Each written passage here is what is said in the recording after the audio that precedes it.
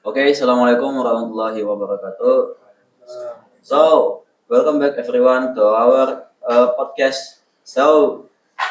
I hope you all doing well wherever you are.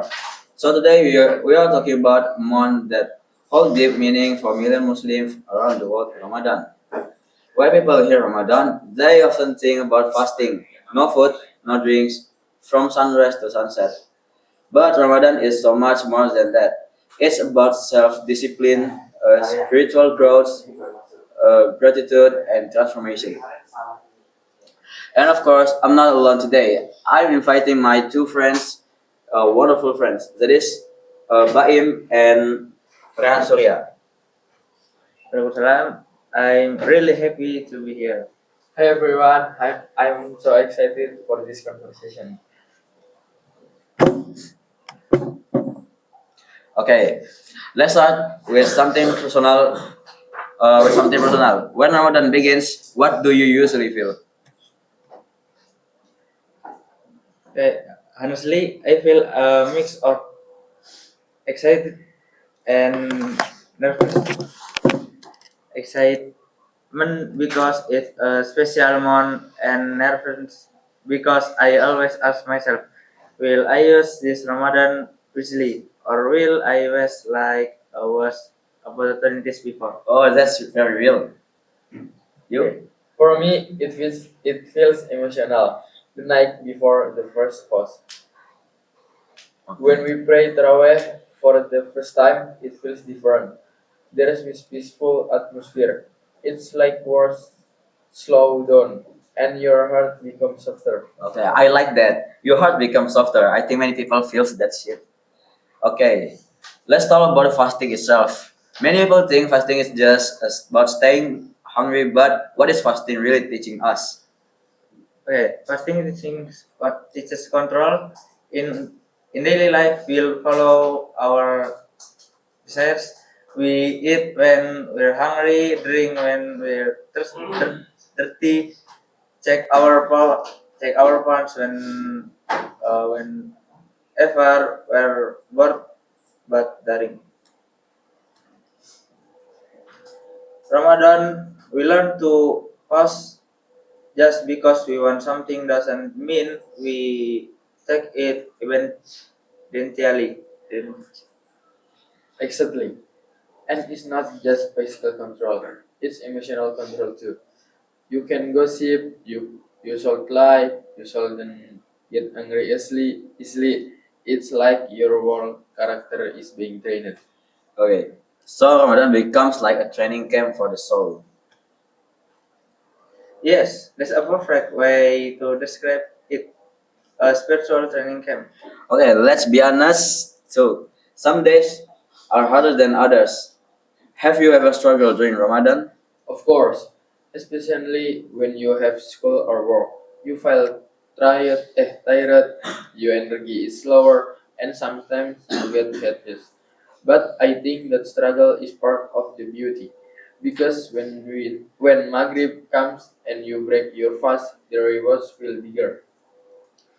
And sometimes the struggle is physical, sometimes it's mental. You might feel lazy to pray or read Quran. That's when you have to push yourself. Ramadan teaches discipline, not motivation, because motivation comes and goes, but discipline stays. Oh, that's deep. Ramadan teaches us discipline, not motivation. I think a lot of people need to hear that. Okay, Ramadan is also known as the month of the Quran. How does your relationship with the Quran change during this time? I try to read more consistently, even it's just a few pages a day. During Ramadan, the environment supports you. People around you are reading too. Mosques are full. Remains are everywhere. For me, I try to understand the meaning, not just read. Even reading a few verses and reflecting on them can feel powerful. Sometimes one verse feels like it's speaking directly to your situation. That connection is something special. It makes you feel good.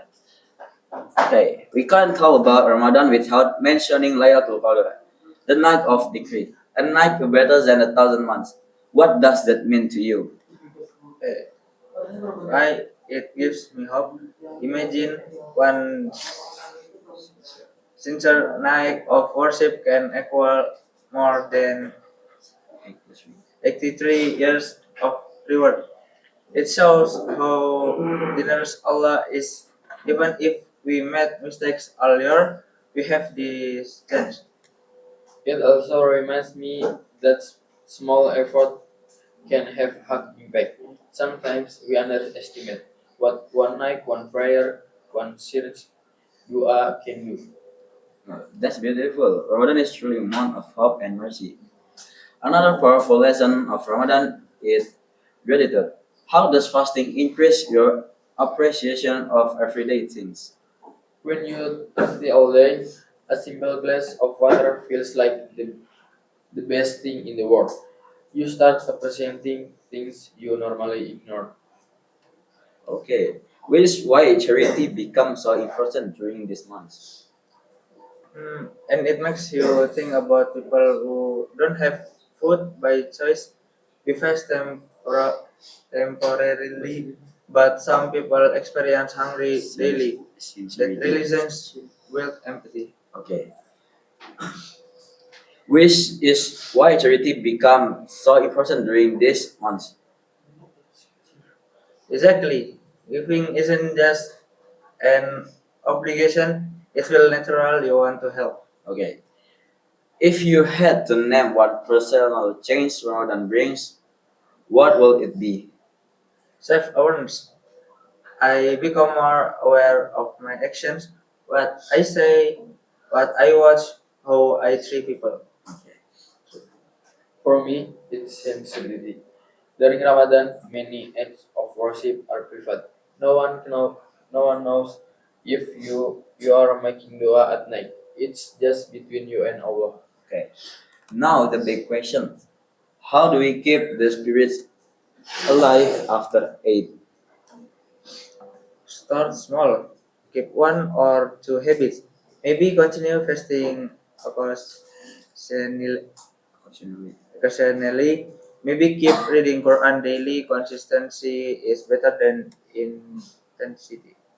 Yes, don't let Ramadan be the only time you care about your fight. Let it be the beginning of something long term. Okay, I lost that perspective. Ramadan is not the end goal. It's reset.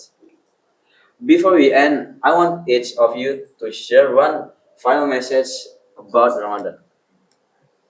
Okay. Ramadan is a reminder that we are stronger than our shares. Ramadan is a month where hearts heal and faith grows. Okay. And for me, Ramadan is a gift. A chance to return, to reflect, and to rebuild ourselves.